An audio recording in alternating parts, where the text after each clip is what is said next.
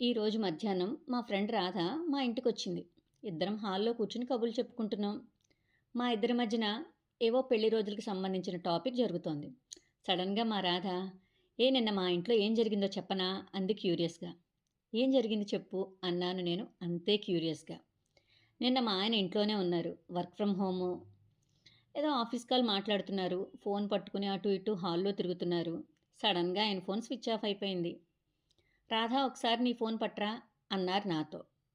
నేను ఫోన్ పట్టుకెళ్ళి ఆయనకిచ్చాను. ఏంటి నీ ఫోన్కి పాస్వర్డ్ ఉంది? నీ ఫోన్కి ఎందుకు పాస్వర్డు అన్నారు విసుగ్గా.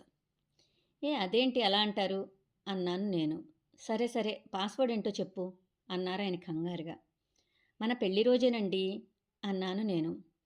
అనేసి నేను లోపలికి వచ్చేశాను. ఆయన అంతే తల పట్టుకుని సోఫాలో కూర్చున్నారు. ఒక 5 నిమిషాల తర్వాత నేను హాల్లోకి మళ్ళీ వెళ్ళాను. ఏంటలా తలపట్టు కూర్చున్నారు? ఫోన్ ఇంకా ఓపెన్ చేయలేదా అన్నాను నేను. ఎవరైనా కాళరాత్రి జరిగిన డేట్ని గుర్తుపెట్టుకుంటారా రాధా అన్నాడు ఆయన. అనేసి మళ్ళీ నాలిక కరుచుకున్నారు. ఇంకా చూసుకో, నాకు కోపం మొదలైంది. మా ఇద్దరి మధ్యన మళ్ళీ గొడవ స్టార్ట్.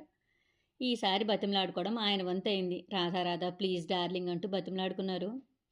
కాసేపటికి నేను కూడా కూల్ అయ్యాను. తర్వాత నవ్వాను అని చెప్పింది రాధ. ఆ విషయం విని నేను కూడా నవ్వాను.